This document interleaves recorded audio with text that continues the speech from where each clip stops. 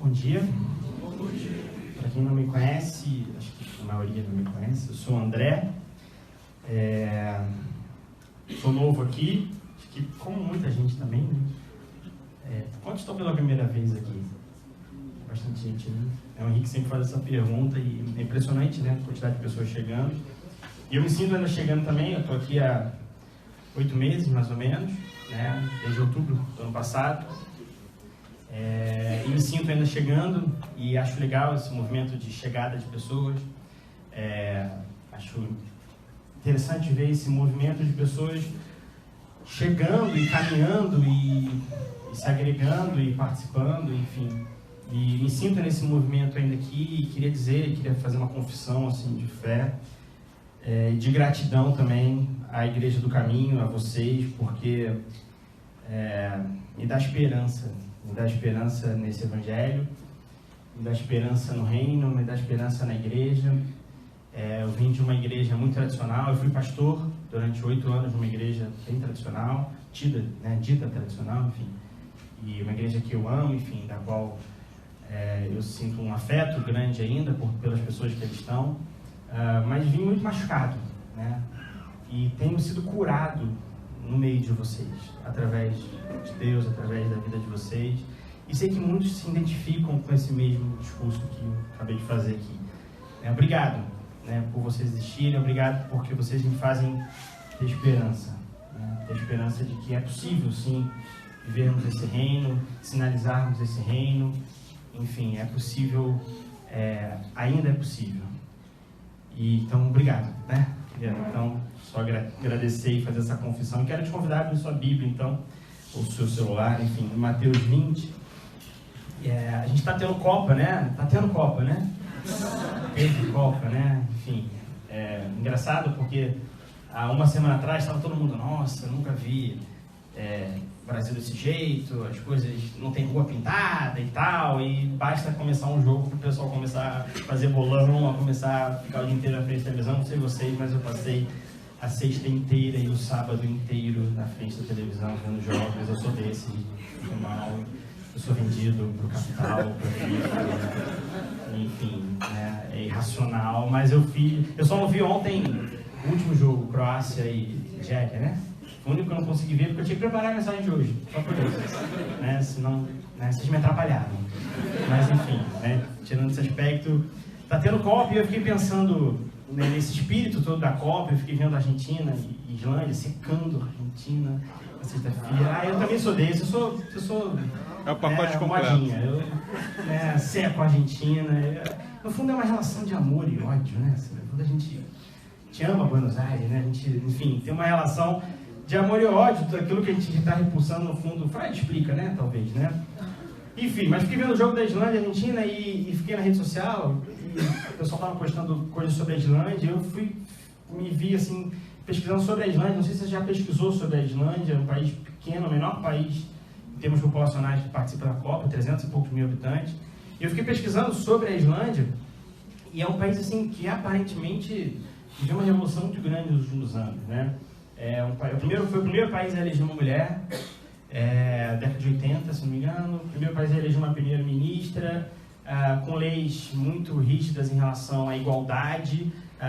Os homens têm 3 meses de licença paternidade, as mulheres também têm 3 meses, depois são mais 3 meses em que o casal escolhe quem é que vai ficar com a criança, ou seja, são 6 meses no total, mas isso é dividido, é delegado, com uma lei muito forte em relação à educação de gênero nas escolas, de igualdade de gênero nas escolas, enfim. Até postei lá no Facebook, depois você procura um documentário chamado O Medo da Igualdade, caso da Islândia, O Medo da Igualdade. E vendo isso, pensando nisso, eu me inspirei para falar hoje, para pensar, refletir hoje com vocês no texto da Palavra de Deus, a respeito justamente dessa ideia, do medo da igualdade. Quem tem medo da igualdade?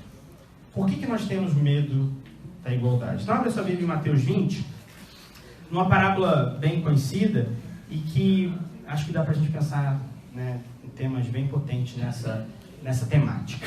Diz assim o texto de Mateus 20, a parábola chamada parábola dos trabalhadores e da vinha, né? Mas que eu acho que deveria ser chamada de parábola do patrão compassivo.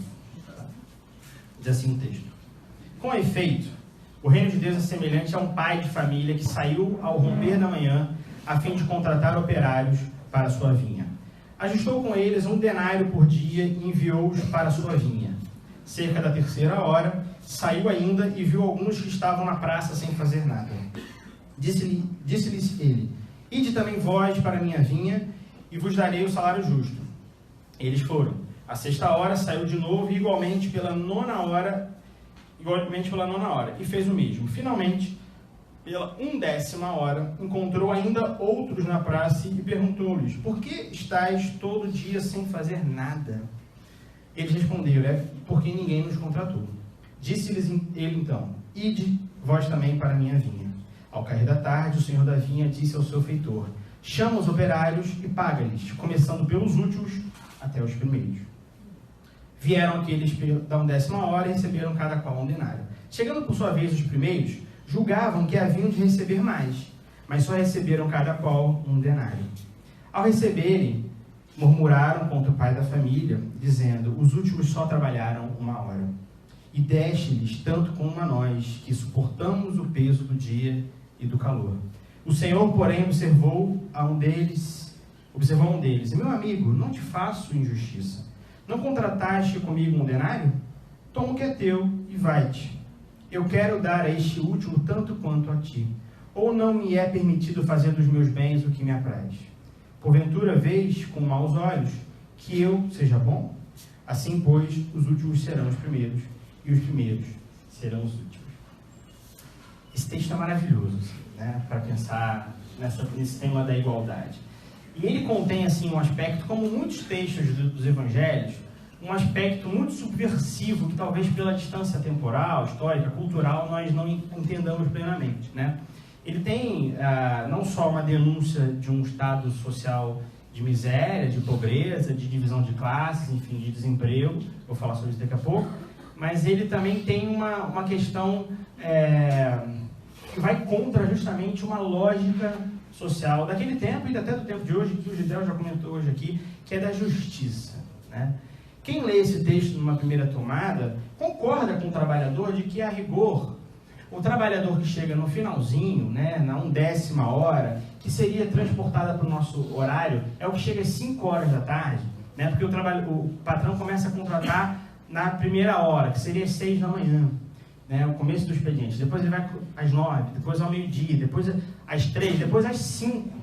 Ou seja, na hora de bater o cartão, né, naquele horário que você já está indo embora, arrumando as coisas para ir embora, chega mais gente para trabalhar. E aí o patrão paga o mesmo para todo mundo. É óbvio que o nosso instinto de justiça vai gritar aqui quando a gente lê esse texto, para dizer: não, eles têm razão. Porque quem trabalhou mais, merece mais. Né? Porque quem chega de manhã e trabalhou 8 horas, merece mais do que quem trabalhou 1 hora, ou alguns minutos, ou nada, quem sabe. Né?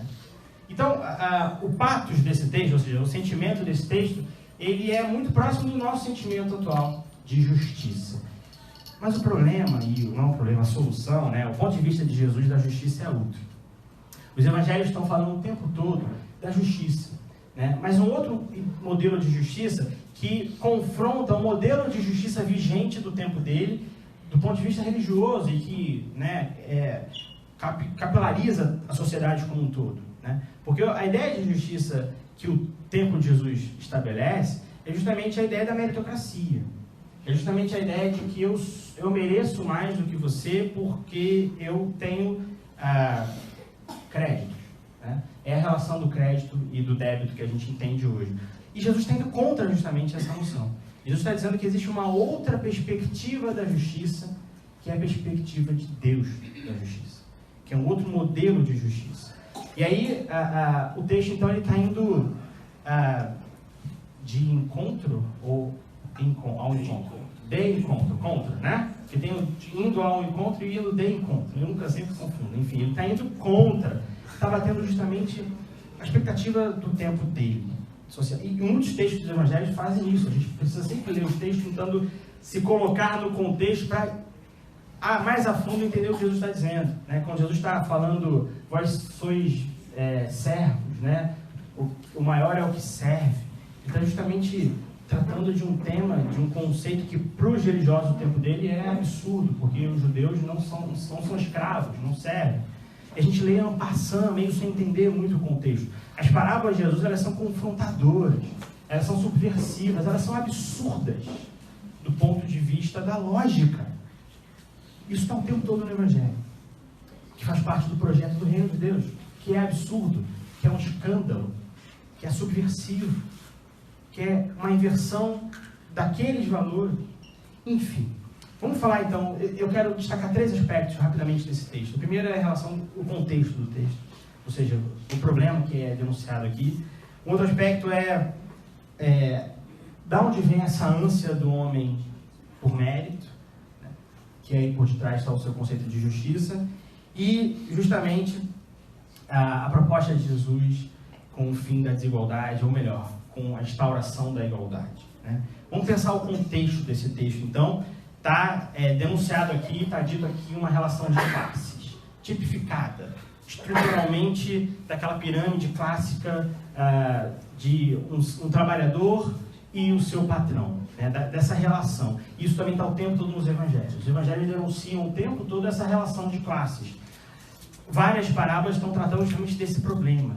Estão apontando para essa divisão social, estrutural da sociedade no tempo de Jesus, que era radical, que era bruta, violenta, que era ostensiva, né? Nos tempos de Jesus, a Palestina vivia uma fome muito grande, um período de escassez econômica muito grande, com o império expandindo os seus territórios e construindo e avançando e precisando mais de impostos e precisando espremer mais o bagaço da periferia, porque a gente está tratando da periferia do Império. A Palestina é a periferia do Império Romano, né? É a região mais carente, mais distante, mais renegada do Império Romano. E aí Jesus está falando justamente dessa relação, né?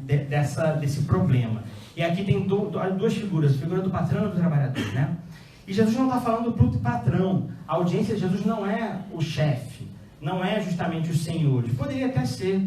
Ele saberia dizer, inclusive em vários momentos lida com essas pessoas.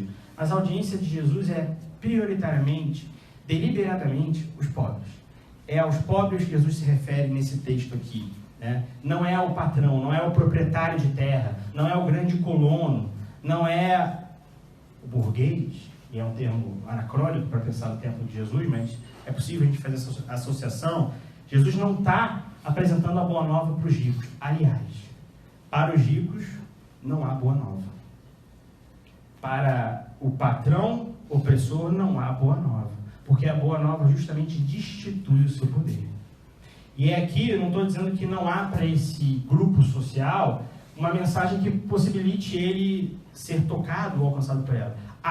Mas a mensagem de Jesus justamente confronta a atitude do patrão, confronta esse lugar do rico. Por isso Jesus o tempo todo está dizendo que é mais fácil um camelo entrar na agulha, na ponta de uma agulha, né? Enfim, todos os judeus explicam para a gente o que significa isso, né?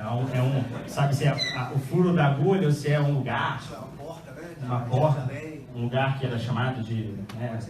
Enfim. Mas o rico está sendo confrontado nos evangelhos. E eu sei que esse discurso a gente ouve muito pouco na igreja, eu sei que quando a gente começa a dizer isso, a gente chama de comunista, né?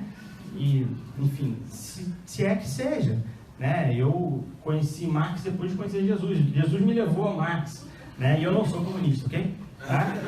Preciso dizer isso, mas enfim, a gente é chamado de comunista, né? O Donald Trump perguntava, dizia, quando eu dou comida para os pobres, me chamam de cristão, mas quando eu pergunto o porquê da injustiça social, me chamam de comunista, né? Parece que questionar esse problema, como o poema fez, né, do Gladir e do Jorge, né, o jardim do futuro, que não cheire a medo e suor, questionar parece se colocar nesse lugar, enfim, tipificado e estereotipado do comunista. Se tiver que ser esse meu lugar, que seja.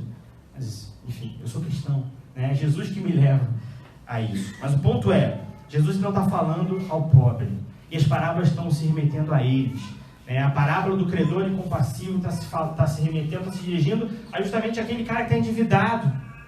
Não ao credor incompassivo, mas ao endividado também, ao credor incompassivo, que é justamente aquele que não entende que foi perdoado pelo rei, mas que não perdoa o outro, né? Mas ela é prioritariamente ao que sofre, ao que tem que pedir empréstimo, porque ele não tem mais como pagar os impostos, ele dá a sua terra em troca do pagamento do seu imposto, e ele vive como um sem teto, como um sem terra, como um desempregado. E a parábola está falando isso aqui, os homens que estavam na praça esperando serem contratados. E é uma imagem que, infelizmente, a gente está começando a se reaproximar dela no Brasil, né? De ir nas praças e encontrar pessoas chamadas de vagabundos, né? Porque não tem emprego, estão procurando alguma coisa, estão procurando algum carreto para levar, alguma laje para bater, alguma quentinha para vender. É impressionante no Rio de Janeiro a quantidade de pessoas vendendo comida e quentinha. Talvez vocês estejam vendo disso, porque, enfim, nos reaproximamos desse estado de miséria no Brasil, enfim, mas aqui a gente está falando de um quadro mais grave ainda, mais radical nesse aspecto. O patrão vai à praça e contrata a galera. São os diaristas, né? Uma camada social do tempo de Jesus muito forte, de pessoas que não tinham terra, que não tinham teto, vendiam mendigando para o judeu, enfim, para aquele espírito do tempo, uma grande desonra. E pessoas, então, que são contratadas para fazer um trabalho diário, recebem 1 denário, que é o salário de um dia. Esse é o contexto da parábola, né? Pessoas pobres. São os pobres, a quem o Evangelho sempre se remete no plural. Um grupo social que compõe não só o pobre financeiramente, e não só aquele sem teto e sem terra, mas também a criança, que por sua vez é pobre, porque a criança, como diz o Galeano, é a mais pobre das pobres, porque ela é o fraco por excelência, aquele que não tem, não tem poder para ir e vir, a rigor. Comporta a mulher, especificamente, principalmente a mulher viúva, que não tinha como trabalhar, não tinha como viver e acabava caindo na prostituição, né? E que, a rigor, a prostituição é um caminho como consequência da pobreza, muito menos enquanto escolha, apesar de ser possível problematizarmos isso, mas não é o meu interesse, que Jesus está falando para o enfermo, que era impuro do ponto de vista religioso e, por sua vez, então não podia trabalhar. Jesus está falando para o estrangeiro, que não tinha um genos, não tinha uma família, um povo para qual pedir ajuda, e vivia também às margens da sociedade, fora do templo, e todos esses fora do templo. São esses o grupo a quem Jesus se dirige. E aí há quem diga que toda vez que Jesus está falando dos pobres e dos pecadores, ele está falando do mesmo grupo. Alguns teólogos que vão associar a ideia de pobre também é o pecador, porque para o contexto religioso da época de Jesus, a quem Jesus está o tempo todo se dirigindo enquanto profeta, denunciando a atitude dele, o pobre também é um pecador. Porque o pobre não tem capacidade de se igualar no rito, de se igualar no sacrifício, de estabelecer um convívio ritual, religioso suficiente para ser purificado. Então ele é pecador também. A mulher é pecadora, né?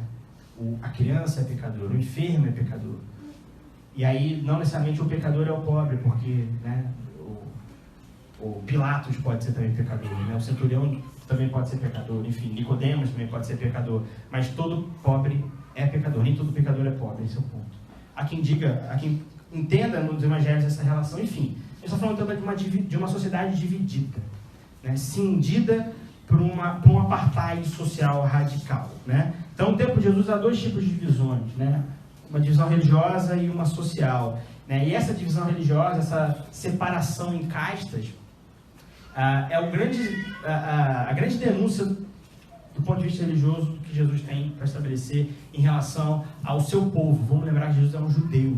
Jesus não, a rigor, funda um novo movimento. Ele, a rigor, quer reformar o seu movimento. Essa é a minha interpretação, né? Ele quer reformar o movimento no qual ele está inserido.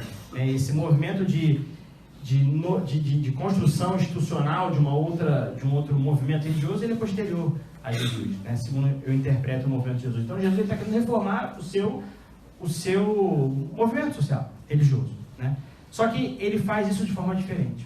Porque vamos lembrar que o parâmetro ideal da religião judaica, ele é o da santidade, né? Diz o Levítico, sede santos porque eu sou santo. Então, o que estabelece um ideal, uma purificação ideal é o ser santo. É o estar dentro daquilo que se espera enquanto ritual, né? enquanto doutrina, enfim, enquanto moral, né? E Jesus, ele inverte isso, né? Ele transforma o ideal não o da santidade, mas para o da compaixão, né?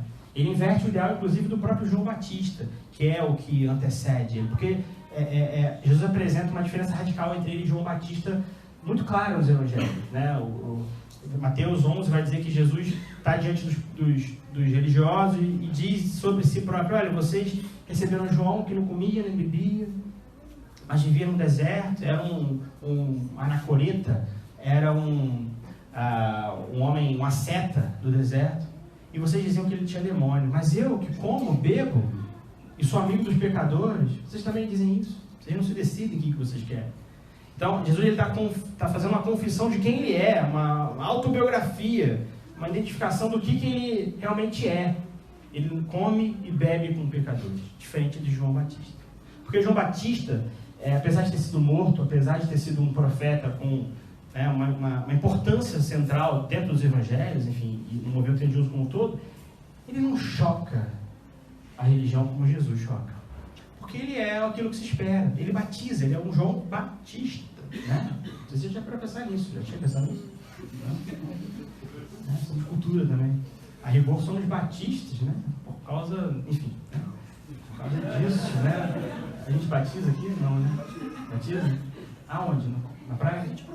Ainda não, né? Tudo bem. A rigor, a ideia do batismo é central dentro do movimento batista como um todo. Mas o ponto o João, Batista é apelido, tá, galera? Não é sobrenome, tá? Depois vira sobrenome. Enfim, o João é o cara que batiza. E o batismo na época de Jesus ali, no movimento de João, é um rito de purificação, né? Eu sou batizado para me purificar dos meus pecados, né? Da minha mácula, ok? Da minha culpa. E Jesus, ele não batiza, né? Ele é batizado, mas ele não batiza. O movimento dele converte o centro da religião para outro lugar. Não é mais a purificação, é a compaixão. E se João Batista não escandaliza, talvez até escandalize, né? Porque ele é morto, ele é calado pela sua denúncia social também, mas a rigor, dentro dos trâmites religiosos, ele está dentro dos conformes. Ele está pregando o arrependimento. Ele está pregando a purificação. Jesus, ele prega, né, a chegada do reino de Deus, mas o verdadeiro arrependimento, a verdadeira purificação, o verdadeiro rito é a compaixão. Não um movimento de interioridade, porque a santificação, né, a purificação é um movimento pessoal.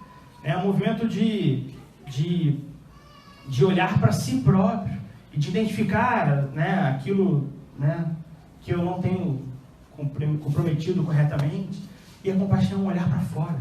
Jesus está mudando a direção do olhar religioso. Não para si, mas para fora. Né? Eu encontro Deus no outro, na compaixão. E por isso ele escandaliza. O texto está dizendo o tempo todo, ele olhou para a multidão e teve compaixão. O termo compaixão, foi olhar lá no grego, né? Eu sou pastor, enfim. Esplagishnosimai. Pastor? Esplagishnosimai. Enfim. Ou seja, significa, tem a ver com, isso é o verbo, né? E aí vem o substantivo, esplagishnon, que que tem a ver com o intestino, vísceras, entranhas, coração, o que vem de dentro, né? É como se fosse a compaixão uma reação das tripas, né? Uma reação daquilo que você tem, né, internamente. É o mesmo sentimento, né? Alguém já disse que misericórdia é olhar, o termo misericórdia do latim, né? Olhar a miséria do outro com o coração, o meu coração, corde, né, de coração. Enfim, é me igualar ao outro, é ir para um movimento de igualdade, é sentir o que o outro sente, é uma compaixão, compatos, é uma simpatia, é o mesmo impacto, é a mesma paixão, o mesmo sentimento, é me igualar ao outro. E é esse outro, Jesus está dizendo, esse outro é o mendigo, esse outro é o impuro, esse outro é a prostituta, esse outro é o publicano, cobrador de impostos, esse outro é aquele que é o marginalizado, mas é o mais marginalizado, é aquele que a sociedade quer ver longe, é o travesti. O Rubem Alves tem uma releitura da parábola do bom samaritano, que ele diz a parábola do bom travesti. Depois você lê lá. Enfim, Jesus então está alterando, melhor dizendo, a visão religiosa central que dividia a sociedade. Para Jesus o ritual é a compaixão. A compaixão é uma oração para Jesus. É a centralidade do seu evangelho, né? Jesus vai dizer não a esse apartheid social que dividia em castas, em classes, que dividia numa perspectiva racial do povo. O samaritano é um judeu mais ou menos misturado, porque ele não é puro, não tem pedigree, né? Jesus está dizendo, não, quem é a minha família? E aqui vai você, né? Minha família é o outro, seja ele quem for. Ele expande a noção de família, porque a ideia de família não é fechada, ela é exclusivista, ela está dentro do contexto do medo da igualdade.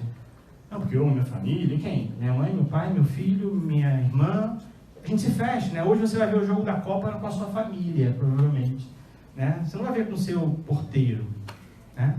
Você não vai ver com o carinha da padaria ali. Talvez veja, né? Enfim, mas vocês estão entendendo o ponto. A gente se fecha, a família é fechada. Jesus está dizendo, quem é minha mãe, quem é meu pai? Eu não vim trazer pais, eu vim separar pai de filho, mãe de filha. Tenso isso, né? Complicado isso aí, né? Depois de Deus explica pra gente lá. O que é isso? Enfim, Jesus ele vem dizer, não, o que é essa noção de fechada de família? Não tem família fechada.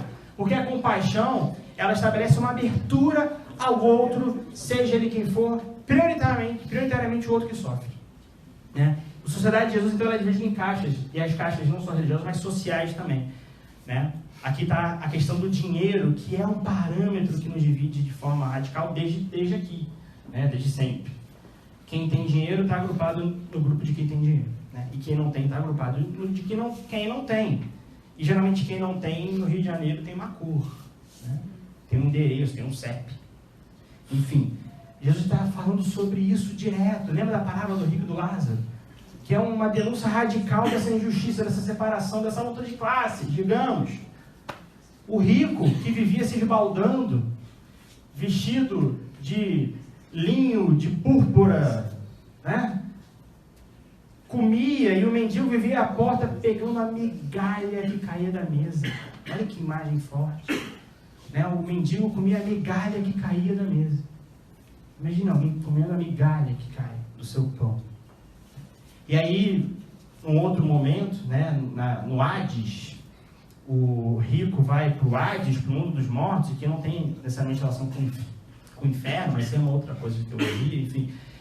A parábola fala menos desse momento e mais da denúncia do quadro social, e aí dessa transformação, dessa inversão de que os últimos serão os primeiros. E que já começa aqui, tá? Já começa aqui. E aí, o rico vai para o Hades e o pobre, o mendigo vai para o seio de Abraão, seja lá o que isso for. E aí o rico pede para que ele molhe a ponta do dedo na água e bote na boca dele, porque ele está com sede. É uma inversão que denuncia justamente o quadro grave de injustiça social do tempo de Jesus. Está dizendo, olha, você rico, que não percebe, que invisibiliza o mendigo que está na sua porta querendo a sua migalha, você é impuro, você é iníquo. A palavra iniquidade, ela é o oposto da palavra equidade. Jesus diz lá em Mateus 7, muitos dirão naquele dia, Senhor, Senhor. Em teu nome expulsei, em teu nome toquei, em teu nome preguei, em teu nome filmei, em teu nome fiz, em teu nome fiz cafezinho. E Jesus dirá: afastem-se de mim, vós que praticam a iniquidade. O oposto da equidade. Equidade é a igualdade. A gente poderia pronunciar o conceito de equidade. Equidade é dar a cada um aquilo que cada um precisa, de acordo com as nossas necessidades. Porque a igualdade, ela parece que ela pode reforçar um discurso de opressão. Porque é como se eu dissesse: todo mundo aqui vai, correr até a praia de Botafogo. E aí eu, que não tenho preparo físico, não consigo chegar porque eu não estou dentro da mesma capacidade ou da mesma necessidade. Enfim, a igualdade por si só, ela tem alguns problemas do ponto de vista filosófico, né? A equidade é mais ideal, ok? E aí está no texto, né? A iniquidade. Enfim, essa divisão, então, ela tem no dinheiro uma centralidade. Aí vamos falar de dinheiro aqui agora. Jesus vai dizer: o dinheiro é a raiz de todos os males. O dinheiro é a fonte da iniquidade. É a fonte da desigualdade. É a fonte que faz com que eu tenha medo da igualdade. É o dinheiro ou a falta dele. A questão do dinheiro está presente o tempo todo nos evangelhos. O tempo todo nos evangelhos. A gente pouco ouve falar de dinheiro na igreja. Não, melhor, ouve bastante, só que só no momento. Você sabe qual é? Porque Jesus entende que isso é central no coração do homem. O amor ao dinheiro. E ele estabelece uma cisão radical. Ou ama Deus, ou ama o dinheiro. O dinheiro é um Deus. O dinheiro é um Deus que é um elemento elevado a Deus. Mamão, um Deus, inclusive. Ou ama Deus ou ama o dinheiro. Não dá para amar os dois. E aí, que amor é esse ao dinheiro? É o amor ao dinheiro que estabelece nele, dinheiro, um valor absoluto, o valor maior da vida. A ponto de você entender que essa é a meta da vida, conquistar dinheiro, ser rico. Seja empreendedor, discurso do nosso tempo. Faça você mesmo. Invista na bolsa. Seja rico em casa. Nada contra, tá, gente? O ponto é, nossa sociedade é cada vez mais enfatizando isso. Nosso sistema capitalista cada vez mais enfatiza isso. Isso não é novidade. Ok, beleza? Mas aqui já Jesus está denunciando esse amor a uma coisa que é elevada à categoria de Deus. A uma coisa que é elevada como fim de tudo. Um objetivo da coisa. O dinheiro, que a rigor é um meio, Eu trabalho para ganhar dinheiro e eu ganho dinheiro para poder comprar comida. Eu trabalho para ganhar dinheiro e eu ganho dinheiro para comprar roupa. É invertido, É uma fetichização da coisa, O dinheiro se torna o fim, o objetivo. Qual é o objetivo? Ter uma conta gorda. Por quê que eu quero ter uma conta gorda? Porque eu quero viver tranquilamente. Eu quero descansar. Essa é a lógica do nosso tempo. O ideal de vida é: tenha uma vida segura, tenha uma conta gorda. Viva de renda. Fácil, junte 1 milhão.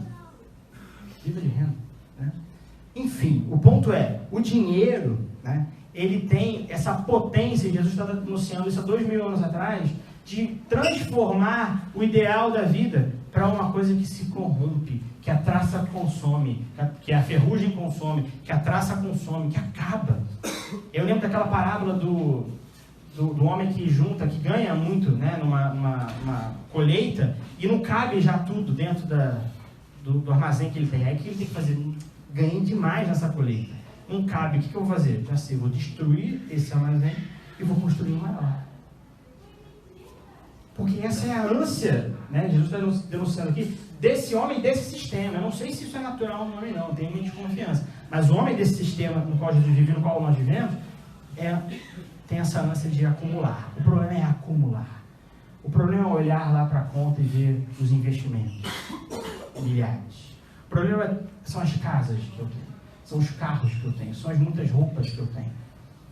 Esse é o mal. Essa é a raiz do sistema no qual vivemos, inclusive. Um dia eu estava vendo, os 8 homens mais ricos do mundo têm mais do que metade das pessoas do mundo. Isso, desculpa, mas é um absurdo. 8 pessoas têm mais do que metade do mundo inteiro. Seja como for, é um absurdo, O problema aqui, então, é essa divisão. Jesus está falando aos pobres, E aí não há uma fetichização dos pobres também. Porque o problema, a questão para Jesus não é elevar a categoria do pobre como uma categoria ideal, não. Ele quer libertar o pobre dessa condição. né? Não é a pobreza em si que é o foco de Jesus, como fetichização, mas é o pobre como alguém que precisa sair dessa condição, alguém que não vive num jardim do futuro que cheira a medo e a suor. Está aqui a parábola, né? O trabalhador que vai trabalhar e que começa às 8 da manhã e coitado, ele pensa, ele acha realmente que ele tem mais direito do que o outro, ele é o pobre, né? E aí chega o outro que também é pobre, no final recebe o mesmo, e ele fica, mas peraí, né? E me parece que Jesus está falando também que o pobre também pode estar inserido, ou melhor, está inserido no sistema meritocrata, da meritocracia. E aí aqui, talvez uma crítica a essa luta de classe que a gente vive, principalmente no sistema marxista, de que estabelece um bonzinho e um malzinho, né? O bonzinho está embaixo, né? O mal está em cima. Jesus está dizendo, o mal está no homem como um todo. Paulo Freire dizia, se a educação não for libertadora, o sonho do oprimido é ser opressor. E a gente vê isso, né? Tem um monte de mulher aí defendendo o machismo, gay defendendo o Bolsonaro. Enfim, falei besteira, desculpa. A boca fala, o coração está cheio. Desculpa, com todo respeito, enfim, aqui, né? Não quero entrar nesse mérito. O ponto há muito capitão do mato aí, né? Gente que está defendendo o sistema, porque o que chega antes acha que ele tem mais mérito do que chega no final. Mas ele é miserável também. Ele é pobre também. Ele bate cartão também. Ele pega 3 horas de ônibus para ir, 3 para voltar. Ele recebe um salário mínimo também. Ele está devendo o banco. Mas ele se inclui no discurso meritocrata que oprime ele, não percebe esse sistema e diz para o patrão, eu mereço mais. É o pobre que sonha em ser patrão e oprimir outros. É tão comum isso, né? Enfim, né? A pobreza é não esse ideal, e acho que isso aqui é importante dizer. A minha interpretação do Evangelho não é que Jesus está dizendo que todos nós temos que ser monges e vivemos como franciscanos, enfim. Né? Não acho que é esse o ponto, porque o problema do dinheiro é o acúmulo do dinheiro. Né? Mas também não dá para você viver, tipo, né, na ostentação, né, outfit, né? Não é isso a moda? $30, né? $500. Vocês viram esse vídeo, gente? Enfim, quem não viu não perdeu nada, né? Essa sociedade da ostentação nos quadrinhos. Eu achava que eu era playboy usando roupa da Renner, né? Quando eu vi aquele vídeo, eu falei, caraca, tô mal, né? Enfim. Não é isso, não é esse o ponto, né? Não é essa ideia de levar a pobreza a um nível de ideal, de fetichização. Estou repetindo essa ideia, porque acho que é uma ideia importante, interessante para pensar esse conceito aqui. Não é isso, né? Mas é de entender que a pobreza tem que ser extirpada, né? O pobre tem que ser libertado dessa condição social, radical, enfim. Né? Até porque acho que a pobreza não é só material, né? A pobreza também é espiritual, pobre de espírito, né? Enfim, ela é no sentido geral, né? A pobreza nos alunos da PUC de Direito, né? Que oprime os alunos de Direito da UERJ, que são cotistas. Enfim, fica a dica, né? O ponto é, o pobre, o oprimido, também pode oprimir outros, já dizia Foucault, né? Nem vou entrar nesse assunto aqui, mas o ponto sem a libertação, sem a condição que Jesus vai estabelecer de uma transformação interna, né, que é tirar, como diz o Ariovaldo Ramos, Jesus quer tirar, mais do que tirar a gente do inferno, ele quer tirar o inferno da gente. O pobre vai ser rico e vai continuar estabelecendo o ciclo, mantendo o ciclo, né? Mantendo essa relação. Né? Lembro dos judeus que morreram no Holocausto, 6 milhões. Então hoje lá oprimindo os palestinos. Cheio de polêmica hoje, né? Vou pular isso aqui porque... Enfim, acho que a pobreza do cristão não é um ideal. E aí eu estou chegando no final. Meu ponto não dá para servir a 2 senhores, ao Deus e ao dinheiro. Porque quando eu sirvo ao dinheiro e a Deus, eu sirvo a entidades antagônicas, a dimensões contrárias, a coisas que não caminham junto. Não dá, é como andar, sei lá, né? O vegano com carnívoro. Não dá para ser vegano e carnívoro ao mesmo tempo. Ou dá, talvez mesmo, não sei. Né? Não dá para, enfim, né? Caminhar coisas distintas. Coisas distintas do ponto de vista da ontologia. Porque a rigor o reino vai estabelecer justamente a igualdade das coisas que foram ditas como contrárias. Aí uma outra coisa.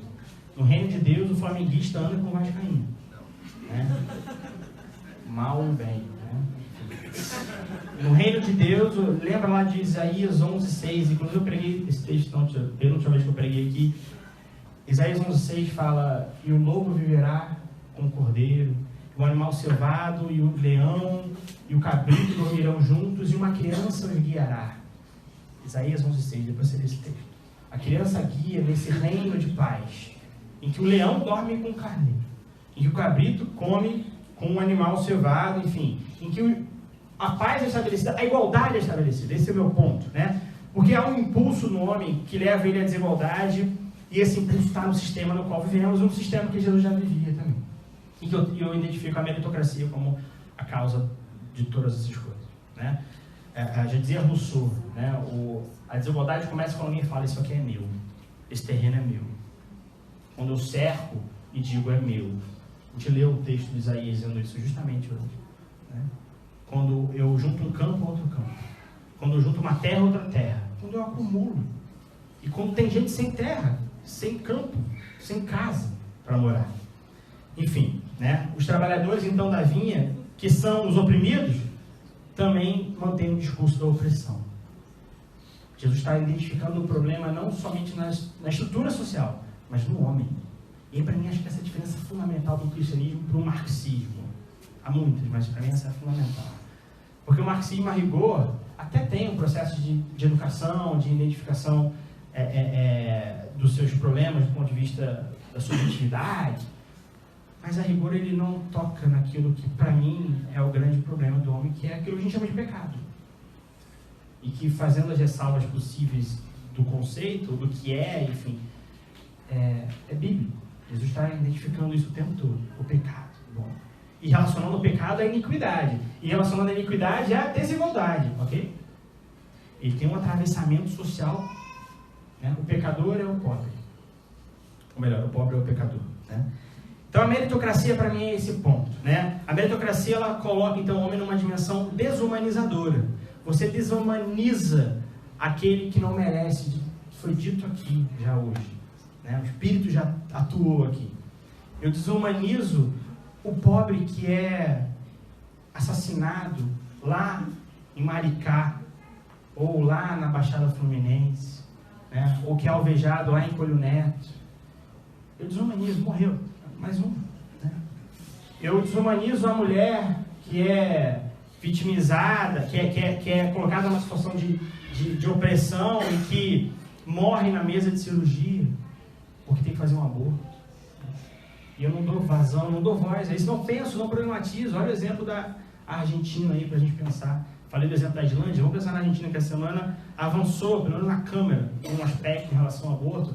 E aí eu achei interessante, com todas as ressalvas possíveis ao Macri, que ele disse: olha, eu nem sei se eu defendo ou não o aborto, e é um tema polêmico pra caramba. Eu mesmo tenho uma posição super estranha em relação a isso. Eu não sei muito o que fazer, mas eu acho que são as mulheres que têm que decidir, ok? Enfim, né? Mas o Macri disse lá: olha, eu só sei que é um problema que tem que ser pensado a sério. A gente tem que levar mais a sério isso, né? Com um problema de saúde pública. Vamos pensar leis que dê conta disso aí, né? Sem entrar na polêmica, mas enfim, a mulher está morrendo. A mulher morre, e a gente tem que estar nem aí porque a gente desumaniza essa mulher, esse pobre, esse miserável. Ele não merece a mulher, merece menos que eu. A gente desumaniza o homossexual, ou a homossexual que morre diariamente. O país que mais mata homossexual no mundo. Não sou eu, não tem empatia, não tem compaixão, é outro. É um outro, totalmente outro. Eu banalizo, é o que a Hannah Arendt vai chamar de banalização do mal, né? Quando a gente para de pensar. Quando eu paro de me colocar no lugar daquele outro para pensar: e se fosse eu? Uma dimensão de alteridade, né? Enfim, o indivíduo meritocrata se sobrepõe ao outro a ponto de se julgar superior. Até o ponto em que ele será, humano por excelência, né? O que merece, porque trabalhou 8 horas. Enquanto o outro, um bicho, uma coisa distante, uma coisa outra. Daí vai nascer aquela ideia, né, muito vigente atualmente, de que direitos humanos para humanos direitos. Eu sou um humano direito. Eu mereço o direito. Já o outro, já a mulher, o homossexual, o macumbeiro, expressão ainda super utilizado, eu ouvi essa semana de uma pessoa. Ele não é humano, ele não merece direito, ele é outro. Eu transformo ele numa categoria ontológica de um outro que não merece. Enfim, a meritocracia não só banaliza, mas ela universaliza o mal como natural. É uma institucionalização do mal como tem que ser assim, sempre foi assim, sempre será. E aí a gente pensou hoje num reino utópico, num reino que Jesus está apresentando, está sinalizando, está inaugurando, está dizendo, já chegou, ainda não chegou completamente, mas já chegou. Nesse reino que é utópico, nessa dimensão da alteridade, da igualdade, da equidade, da não iniquidade. Né? Enfim, precisamos de uma coisa que eu estava pensando enquanto estava fazendo aqui, que é um termo que eu não sei se existe, mas se não existiu, enfim, eu inventei, chamado isofobia. Nós temos medo da igualdade. Iso é igualdade, né? Então, fobia é medo. Tem a LGBTfobia, né? Homofobia, enfim, tem, né? Enfim, muitas fobias. A isofobia é o mal do nosso tempo, é o mal do tempo de Jesus, é o medo da igualdade. Porque da onde vem esse medo? Já terminando aqui. Da onde vem esse medo? Né? Da onde vem isso? Vem, de primeiro lugar, de um fechamento de si, a fim de um bem-estar social. O camarada que se fecha ao outro, que não acha que o outro é igual a ele, ou merece uma igualdade, no fundo ele está quase que num instinto de defesa, irracional, estúpido, desumano, opressor, que mantém as estruturas de poder que oprimem, né, as minorias. Mas esse indivíduo, e eu me considero um indivíduo que também se enquadra nesse lugar de maioria em muitos aspectos, porque eu exerço o poder de opressão sobre pessoas num aspecto e sofro no outro. Eu acho que Jesus está de alguma forma instaurando aqui para a gente é pensar na gente, é suspeitar da gente também como pessoas que também oprimem, pessoas que também se colocam no lugar de alguém que se acha meritocracia. Ainda bem que eu sou da igreja do Campinho. Campinho não, do Caminho. Campinho, Caminho. Ainda bem que eu, não sou como aquele pessoal da Nova Vida. A gente tem um pouco disso, vai? E aí, é do humano, mas eu não acho que é natural, tá? Eu suspeito que não seja natural, eu suspeito que é uma influência do sistema no qual vivemos, de competição, de meritocracia, de desigualdade. Eu suspeito que é disso. Porque eu suspeito que há nas crianças, e elas não estão aqui, mas estão ali, eu suspeito que há nas crianças um pouco uma abertura para se colocar no lugar do outro. Pela empiria, pela experiência que eu tenho com crianças, eu vejo na criança, óbvio que a criança tem também a coisa do é meu, né? Mas é uma fase. Em geral, a criança, ela não, né? Ela se coloca também no lugar dos outros. Eu vi um vídeo essa semana, um estudo que fizeram com crianças, e aí os meninos tinham que entrar, e aí diziam, bate na menina. Você viu esse vídeo? Eles não conseguiam, não vou bater, tá errado. Não vou bater nela. Só que um sistema que diz o homem é másculo, o homem é forte, ele leva a criança justamente a bater na menina, a brigar. Mas acho que faz parte da estrutura social na qual vivemos e não naturalmente. Esse é o meu ponto. Eu não acho que naturalmente nós somos competidores.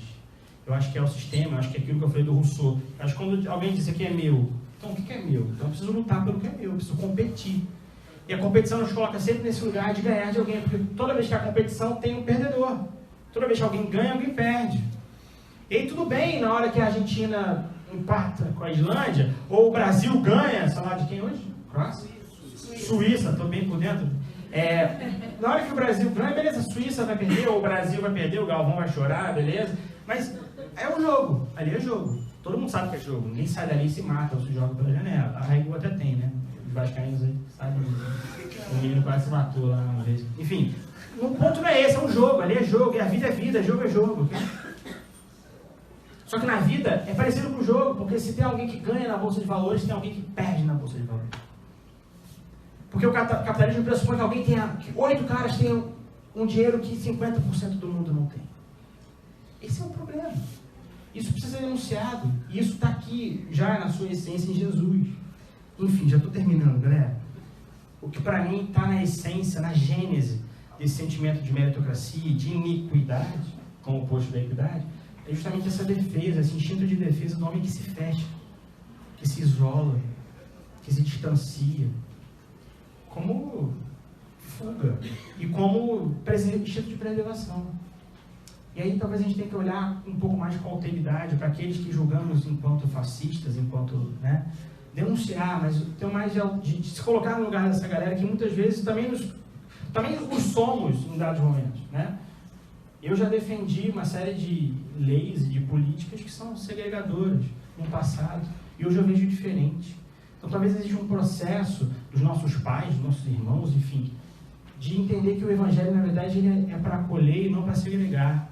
É um processo que começou na nossa vida e que vai se findar em outros num dado momento. O que eu estou querendo dizer é, talvez, essa onda mundial que vivemos, de conservadorismo, de fechamento, de xenofobia, de uma legitimação política da opressão, do fascismo enquanto legítimo, né? Talvez isso tudo tenha como gênese, talvez não, eu acho que tem como gênese esse sentimento de preservação da espécie, da raça, do povo, da religião, um medo de como é que vai ser o futuro. E que não é natural, para mim é forjado na sociedade, mas que possa ser justamente combatido quando a gente convida os outros a uma abertura, a um diálogo, a colocar o pé no lugar e pensar. Frei Beto diz, a cabeça pensa onde o pé pisa. Né? Talvez quando nossos pais pisarem aqui, ou pisarem na favela, ou pisarem, né, com pessoas que eles pensam diferentes, eu estou estigmatizando os pais, mas os nossos, eles vão pensar diferente, porque é assim que funciona. A cabeça pensa onde o pé pisa. Enfim. O medo da igualdade nos leva a levantar muros, erguer cercas, matar o que nos ameaça, a manter mulheres na inferioridade, mantermos os gays na piada, mantermos o negro na senzala. Não é isso. É o medo da igualdade, essa isofobia, em que muitos estão bem intencionados, mas não importa, porque de boa intenção o PSDB está cheio. Não me segura. O ponto não não, eles estão bem intencionados, eles só querem matar gays, mas eles estão bem intencionados, eles só querem, né, dizer que os negros são inferiores cientificamente, eles estão bem intencionados. Não é que a gente tem que legitimar a bem intenção, dizer, não, é legítimo discursos fascistas na sociedade. Não são legítimos. Porque o que Jesus está dizendo aqui tem dois grupos. Tem um grupo daqueles que querem a igualdade e dos que não querem a igualdade. E o grupo dos que querem a igualdade, dos que entendem esse sistema meritocrático, são um grupo daqueles que serão os primeiros, que é isso que diz o final da parábola. Os últimos serão os primeiros.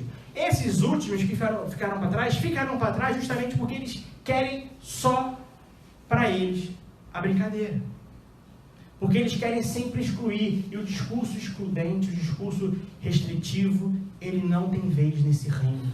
Nesse reino em que todos são convidados a sentar. Nesse reino em que as prostitutas e os publicanos entrarão primeiro do que os diáconos, do que os professores da EBD, do que os pregadores. Isso é um absurdo, isso é um escândalo do reino de Deus no Evangelho. Vão entrar primeiro. E aí, há quem diga que não é nem primeiro, há umas interpretações do texto que vão entrar no lugar. No lugar. Lembra da parábola do rei, do homem que convida para uma festa? Aí ele convida para a festa a galera e aí chega a hora da festa e ninguém aparece.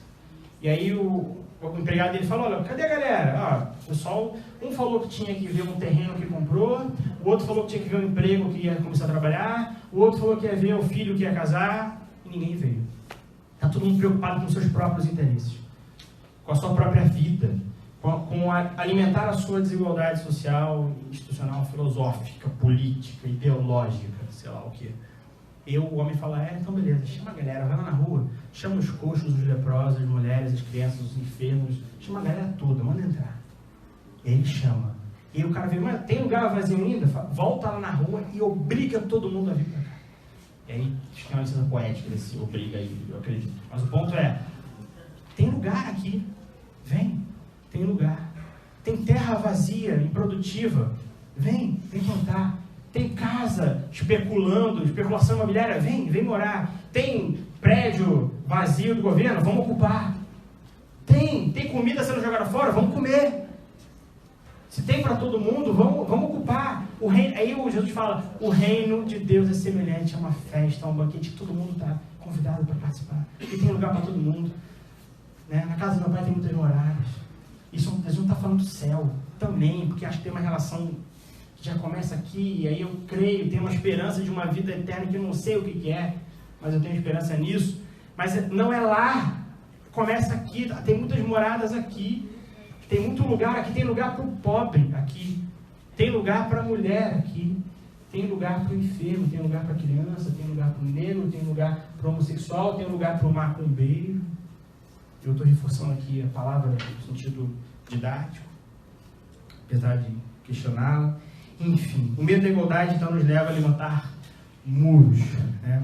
Nos leva a essa desigualdade. Para terminar, Jesus quer instaurar a igualdade radical no reino. Essa é a minha conclusão. O reino é uma igualdade radical. E aí aqui eu acho que não tem uma despotencialização, como a gente geralmente pensa na ideia de igualdade. Porque para ter igualdade eu preciso me diminuir. Eu preciso abrir mão das minhas vontades, enfim. Parece que a potência, ela está na desigualdade, né? Steve Jobs, Bill Gates, né? Zuckerberg, enfim, eles são poderosos, né? E aí eu vejo que, na verdade, Jesus vai inverter essa lógica. Ele vai dizer, não, poderoso é a criança. Ela é o maior no reino. Entende? Poderoso é o menor. A potência justamente é em ser menor. O crescimento é ser menor. O crescimento dos evangelhos é ser hospitaleiro, é abrir a sua casa. Dar é melhor do que receber. Então, crescer no evangelho, na verdade, é para baixo. É na direção da fraqueza, né? Aí, aqui está a potência do evangelho, né? Que estabelece a igualdade, dizendo que os últimos serão os primeiros. Essa é a potência do evangelho. Nesse jogo da vida, né? Em que nós estamos vivendo agora, nesse momento, no qual alguns ganham e outros perdem. Mas que não tem que ser assim. Esse é o ponto.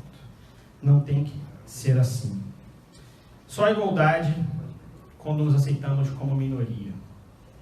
Quando aceitamos a nossa condição sine qua non de sermos cristãos enquanto minoria. Porque o discurso cristão, eu lembro quando eu era adolescente, assim, tinha um discurso de que teremos um presidente evangélico. Seremos maioria. E de fato, somos um grande grupo ativo na sociedade. Se é que há um grupo, né? São grupos, são evangélicos. Nós temos uma rede de televisão, a maior do Brasil, rádio, vários, né, políticos em Brasília, a maior bancada evangélica, temos poder. Somos maioria ativa. Parece que esse é o telos, esse é o ideal do cristianismo. Crescer, pregar o evangelho, cresce, vamos ser maior, vamos ser maior, vamos ser maior. Quando na verdade acho que esse movimento é um movimento que tem que ter na sua essência aquilo que a gente pode chamar de devir minoritário. Eu lembro um texto do Ronilson, lá no livrinho dele, por um devir minoritário evangélico. Ou seja, por um tornar a ser sempre menor. Somos minoria lá da Palestina. Nós somos o grupo das mulheres, das crianças e dos doentes, dos pequenos. E se há algum crescimento, ele encontra o seu momento de crise maior quando ele se torna a religião oficial do Império. Os batistas, quando chegaram no Rio de Janeiro, vieram com a defesa do discurso do Estado laico. O que era interessante, porque o Estado era católico. Só podia morrer se fosse católico. Morrer, né? Enterrado. Só podia casar se fosse católico. Só podia ser batizado se fosse católico, porque a igreja dominava tudo. Então, qual é a defesa evangélica batista por essência? Estado laico. Beleza. E agora? A gente mantém o discurso, que nós já temos nas instâncias do poder promotores, né? Juízes, enfim. Jesus nos convida, então, a esse devir minoritário, a manter essa essência da minoria. E qual é a minoria atual? Eram os publicanos. Qual é a atual? Qual é aquele grupo mais estigmatizado, mais malquisto? Vou falar uma coisa aqui que talvez eu me arrependa. Mas um grupo que nós precisamos abraçar são os PMs.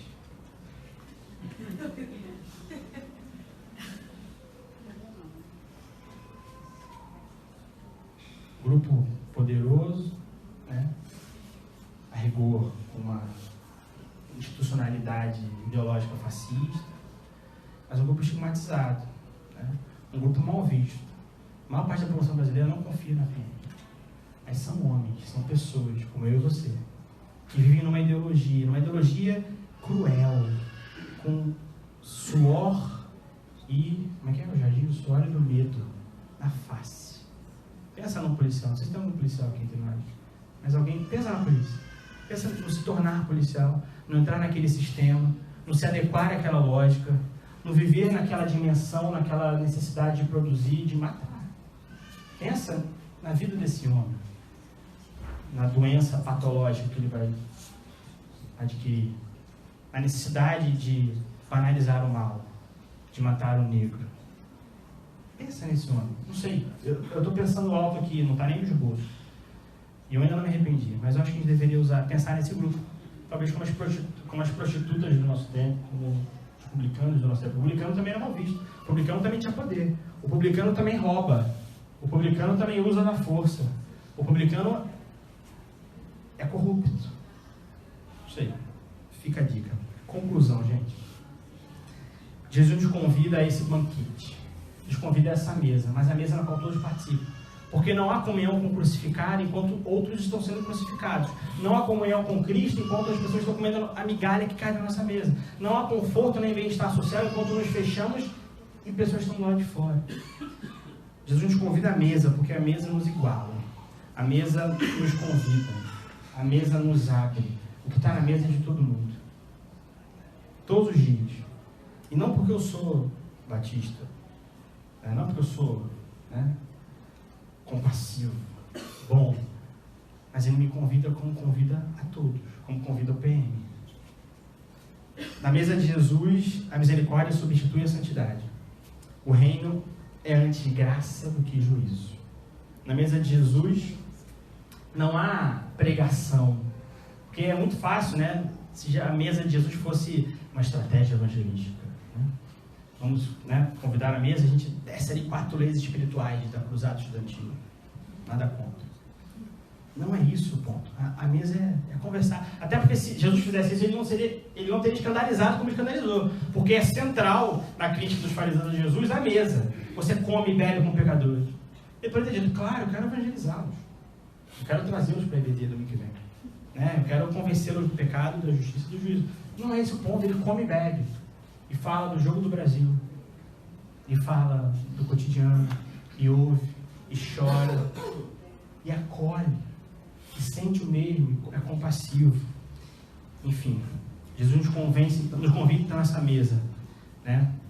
Na parábola dos trabalhadores, nós somos os trabalhadores, mas nós somos os últimos, todos nós. Termino. Nós somos os últimos. A gente é a galera que chega no finalzinho. Nós somos também os que chegam no começo, às vezes que tomam esse lugar do meritocrata, do irmão do filho pródigo. Uma outra imagem interessante para pensar nisso. Mas nós somos os últimos, os que chegam às 5 horas da tarde.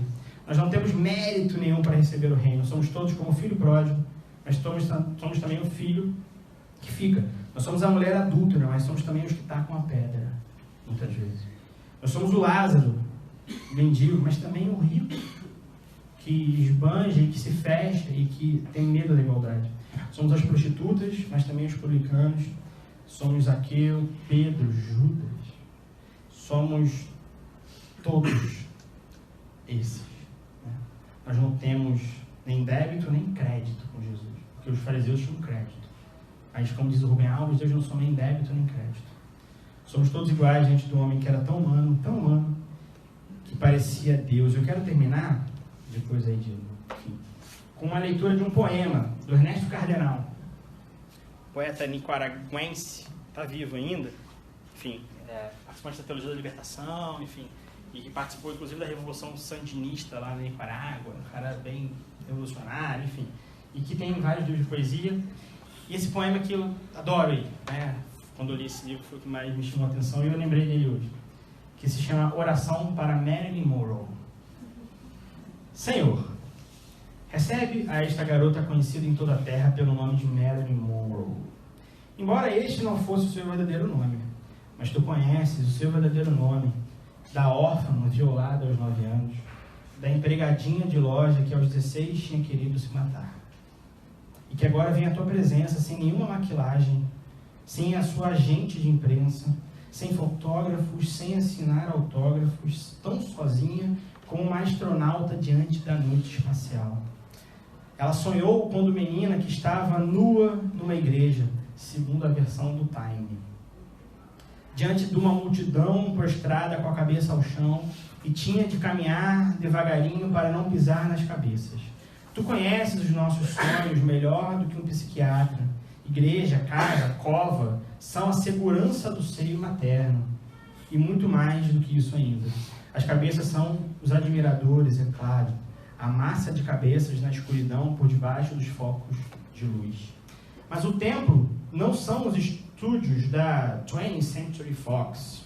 O templo de mármore e ouro é o templo do seu corpo, em que está o Filho do Homem, com um chicote na mão, expulsando os mercadores da 20th Century Fox, que fizeram a tua casa de oração um covil de ladrões. Senhor, neste mundo contaminado de pecados e radioatividade, tu não culparás somente a uma empregadinha de loja, que como todo empregadinho de loja sonhou em ser estrela de cinema. E seu sonho foi realidade, mas como a realidade do Technicolor. Não sei o que é isso. Acho que é TV, né? Filme. Ela não fez senão representar segundo o script que lhe demos. O de nossas próprias vidas. E era um script absurdo. Perdoa, Senhor. Perdoa-nos. Pela nossa 20th Century Fox. Por esta colossal superprodução em que nós todos trabalhamos. Ela tinha fome de amor e lhe oferecemos tranquilizantes para a tristeza de não ser santos. Foi-lhe recomendada a psicanálise. Lembra-te, Senhor, de teu crescente pavor à câmara e seu ódio à maquilagem, insistindo em maquilar-se em cada cena, e como se fazendo maior o horror e maior o incumprimento dos horários. Como toda empregadinha de loja sonhou ser estrela de cinema, e sua vida foi irreal, como um sonho que um psiquiatra interpreta e arquiva. Os seus romances foram um beijo com os olhos fechados, e quando no abrir dos olhos descobre-se que foi dado sobre os refletores e apagaram os refletores. E desmontam as paredes da alcova, era um cenário cinematográfico. Enquanto que o diretor vai embora com seu caderno porque a cena já foi filmada. O mesmo é com uma viagem em iate, um beijo em Singapura, um baile no Rio, ou uma recepção no palacete do Duque e da Duquesa de Windsor, vistos na TV de um apartamento pobre. O filme terminou sem um beijo final. Foi achada morta em sua cama com a mão no telefone, e os detetives ficaram sem saber a quem ela ia chamar. Foi com alguém que marcou o número da única voz amiga, que ouve somente a voz de uma fita que diz wrong number. Número errado, né? Ou como alguém que, ferido pelos gangsters, estende a mão sobre um telefone desligado. Senhor, quem quer que tenha sido aquele que ela ia chamar e não chamou, e talvez não fosse ninguém, ou fosse alguém cujo número não está no catálogo de Los Angeles, atende tu ao telefone. Né? Atende tu o telefone. Né? Deus atende o nosso telefone, Deus atende o telefone dos trabalhadores da vinha, Deus atende o telefone dos que sofrem, Deus atende o telefone da Mary Monroe, Deus atende o telefone de todos nós. Ele que atende o nosso telefone. Vamos lá.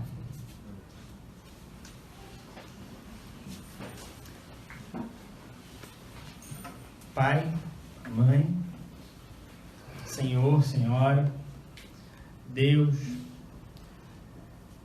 eu quero nesse momento pedir, Senhor, que toda a meritocracia, todo o sentimento de superioridade que há no meu coração e que há nos nossos corações, isso possa ser tocado pelo Teu Espírito. Que a santidade que Jesus nos convida, que a vida pura, que bem-aventurados limpos de coração, porque eles vão ver Deus. Que essa santidade nos seja dada na conversão do nosso olhar para o outro, para as Marilyn Monroes da vida. Senhor, nos afasta de toda desigualdade, nos afasta de toda iniquidade. É pelo santo nome do Teu Filho Jesus que cantamos aqui e que nos convida à mesa, que eu oro humildemente em nome dele. Amém. Amém.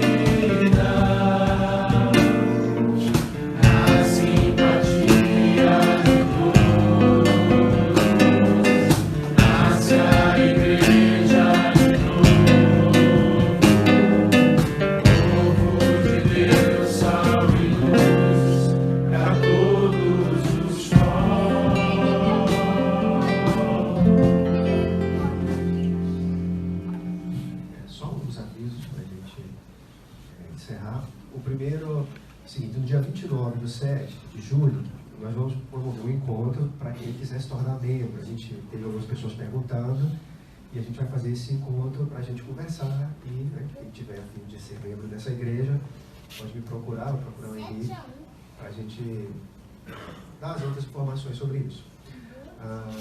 Caridade.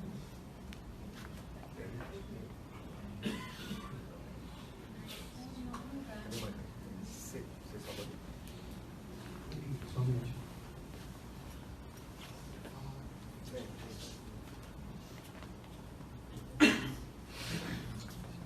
Bom dia a todos. Eu sou Mayra. Eu sempre falo essa parte aqui da contribuição voluntária porque me interessa ela.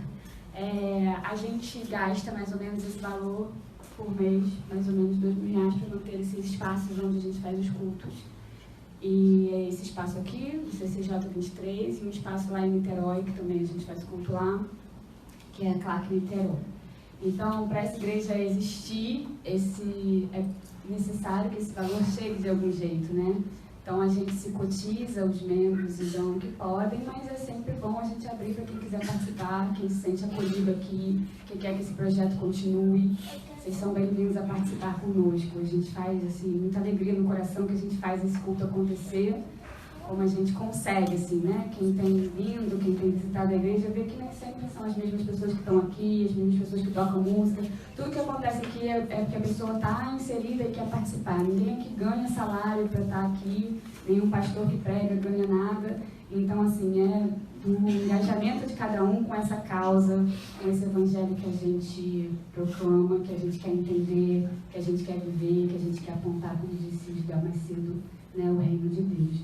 Eu tenho aqui os dados bancários e hoje, finalmente, depois de 1000 vezes esquecendo, eu trouxe a cestinha com os envelopes.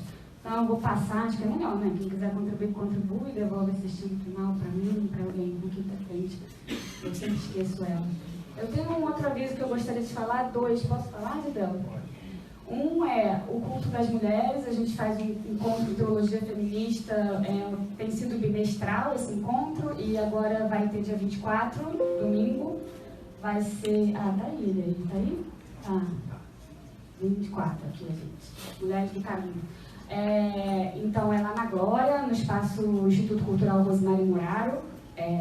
A gente faz esse encontro lá, vai ser domingo de manhã, e a gente vai estudar da Lila, se eu não me engano. Mas a gente vai fazer a divulgaçãozinha, botar no site. Então, a gente tem estudado as personagens bíblicas mulheres, a gente tem seguido uma ordem.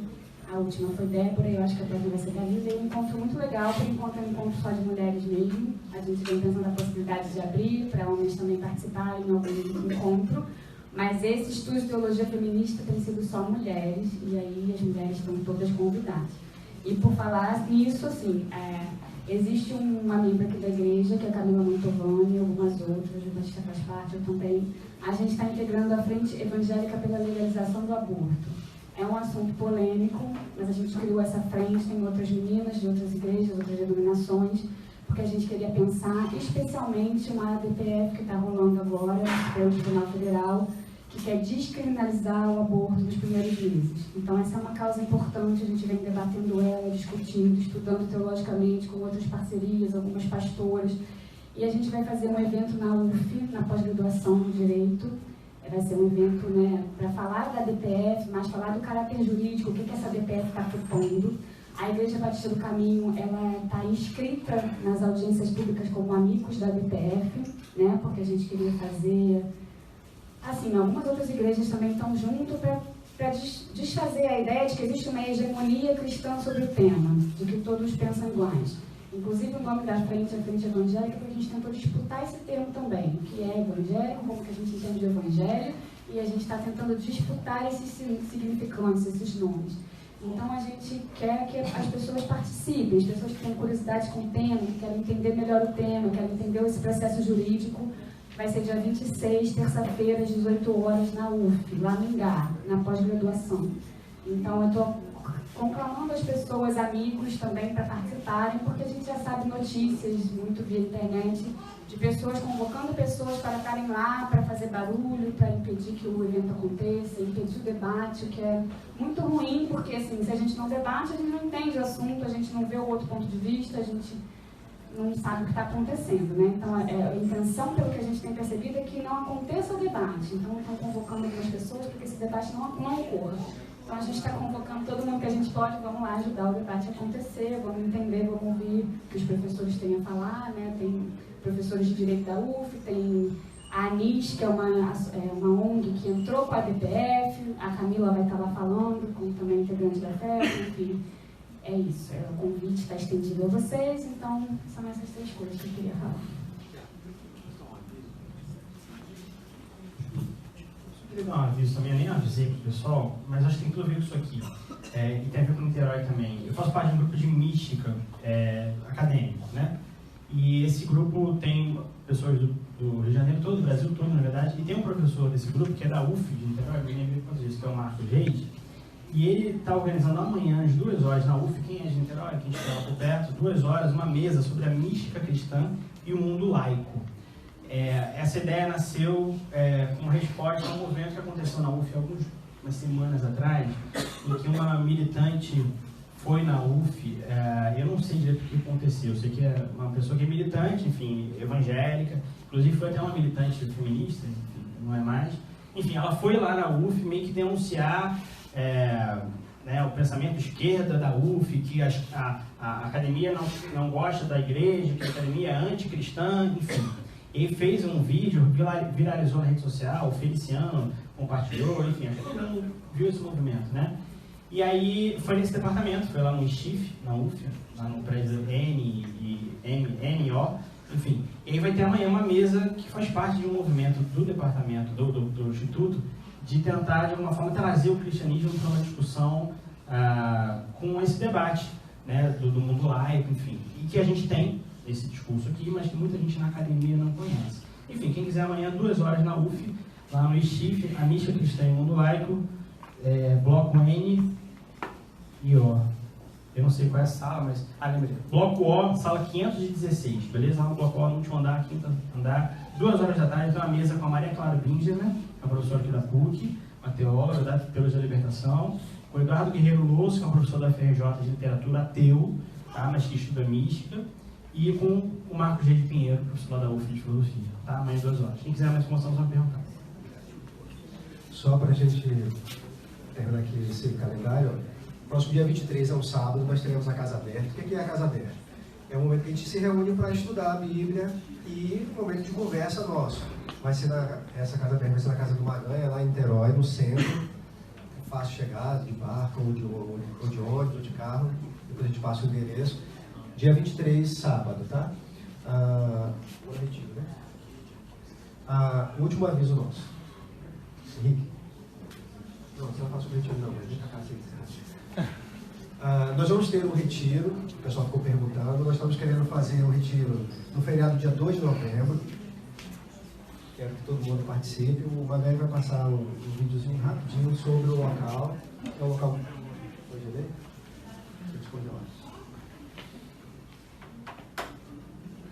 Pronto, esse local aí. Não vai passar em 5 minutos não, só para a gente ver o local. É em Friburgo, é um local muito legal. A gente já fez lá 2, esse é o terceiro, é isso? É o terceiro. E normalmente a gente faz no final de semana. Esse a gente queria passar mais tempo lá. E a gente só vai no frio, e aí não entra na piscina, não faz nada. Em Friburgo, no frio, no alto, não rola, né? Aí dessa vez a gente quer ir em novembro, né? O sol já está aí queimando e tal, para ver se a gente entra naquela piscina pela primeira vez.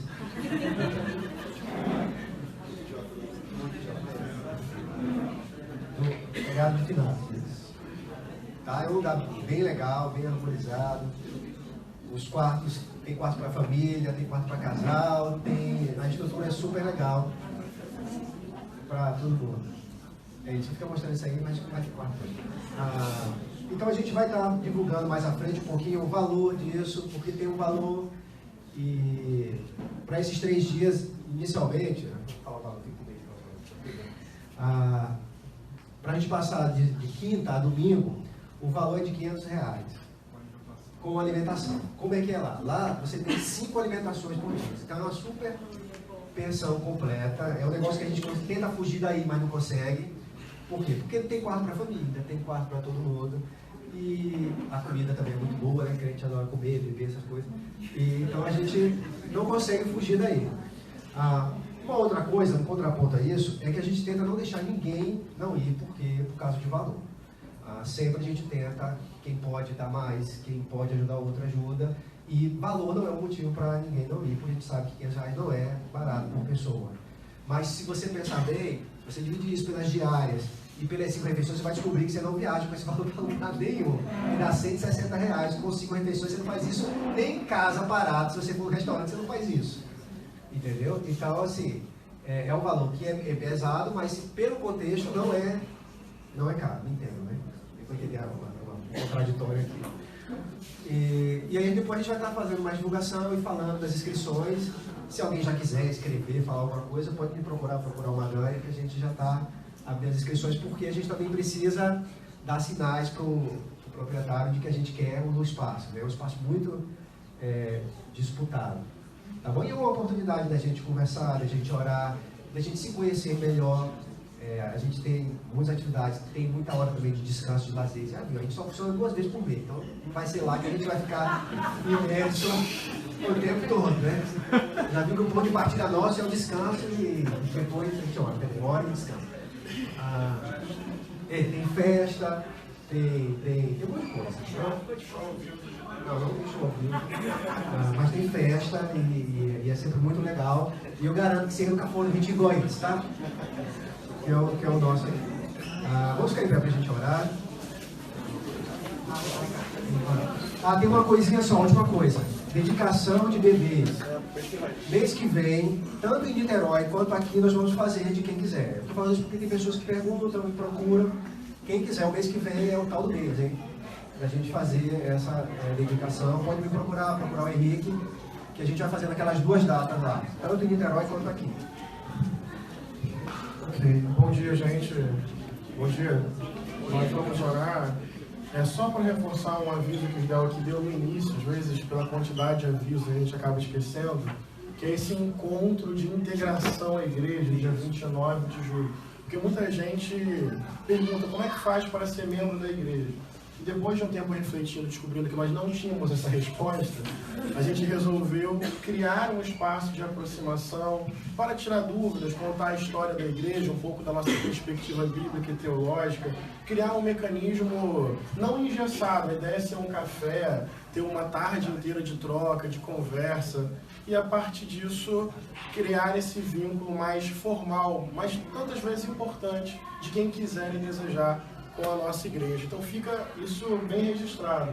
Dia 29 de julho, às 18 horas, vai ser onde? Na minha casa. Se encher muito, a gente vai fazer em outro lugar. É claro, né? Se passar de 3 pessoas, a gente vai ter que verificar um outro lugar. 29 de julho, na minha casa. É isso, sejam bem-vindos, né? Bem-vindos. Mas assim, é que uma galera de fato perguntou e a gente queria poder criar um mecanismo mais formal. André, obrigado pela sua presença. Me escandalizou um pouco a informação de você não ser comunista. Isso foi atrás. Vamos conversar isso no dia lá. Mas tô orando por tua vida, sem brincadeira. E sobre essa lógica dos menores serem os maiores no reino de Deus, é muito simples. Se Henrique Dourado estivesse na Argentina, teria um ganho outro. Quem entendeu essa piada? Ninguém, né?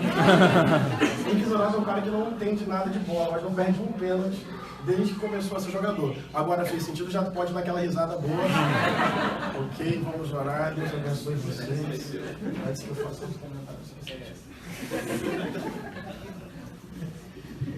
Deus, obrigado por esta manhã de acolhimento, de descontração, de espontaneidade, de protocolos flexíveis. Obrigado pelo canto, pelo louvor. Eu espero que o Senhor tenha recebido, porque é para Ti. Tu és a razão, Tu és a motivação. E por um elemento profundo de fé, nós cremos e simplesmente cremos que a Tua presença é real nesse lugar. E esperamos que esse culto tenha sido recebido por Ti com um sorriso. E que ao mesmo tempo o Senhor tenha falado ao nosso coração, nos quebrando, nos quebrantando, nos incomodando, nos interpelando, nos movendo, nos comovendo, nos convertendo, nos transformando, nos moldando conforme os passos de Jesus Cristo de Nazaré. É tão bom perceber a cada momento da vida e a cada celebração que sabemos tão pouco de Ti. O Evangelho é uma revelação misteriosa, é um mistério que se revela. Nós aprendemos cada vez mais, nos livra sempre da arrogância, da pretensão de acharmos que tudo já sabemos. Quantas histórias bíblicas profundas, quantas parábolas transformadoras. A vida de Jesus parece interminável mesmo, no sentido da riqueza, da beleza, da poesia, da libertação, do anúncio de um mundo novo. Obrigado por Tua palavra, essa palavra não petrificada, essa palavra que está para além da própria letra, essa palavra que se atualiza, que se encarna. Eu quero ter coração humilde, eu quero ter escuta verdadeira, eu quero ser quebrantado, eu quero ser levado aos arrependimentos que se fazem necessários. Ah, Deus, obrigado pela palavra, obrigado pelos louvores, obrigado por cada pessoa aqui presente. Que esta igreja tenha a graça e a honra de ser um pedacinho desse Teu reino colorido, desse Teu reino tão maior que nós, mas queremos ter a graça de sermos uma parte dessa mesa que se oferece ao mundo, para que as pessoas sejam acolhidas e recebam e sintam esse amor gratuito e absolutamente avassalador e incondicional. Amém. Se alguém triste aqui nesta manhã, e a tristeza é um elemento da vida e da experiência humana, eu peço aí a manifestação do Teu consolo. Se alguém com o coração angustiado, e tantas vezes a vida nos atropela e a angústia nos atravessa, que a Tua paz, que sai de todo entendimento, possa tranquilizar essa mente e esse coração nesse momento.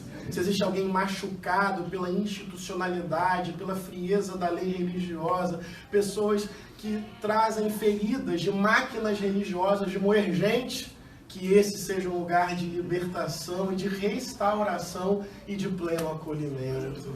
Meu Deus, se existe alguém aqui com problemas na lógica da família, Deus, que cada casa aqui se torne um templo de reconciliação, de convívio, de acordos generosos que possibilitam a vida em comunidade. Deus, obrigado por quem Tu és, pela imensidão da Tua glória, pela profundidade do Teu coração, por esse coração de portas abertas para a gente entrar de pé descalço com as nossas contradições profundas e dessa forma nos abençoa daqui adiante. Vai à nossa frente, ao nosso lado, atrás, dentro e acima, mas que o Senhor, Senhora, Mãe, Pai, que esse Espírito livre, criativo e consolador esteja com todos e todas, agora e sempre. Boa semana. Amém.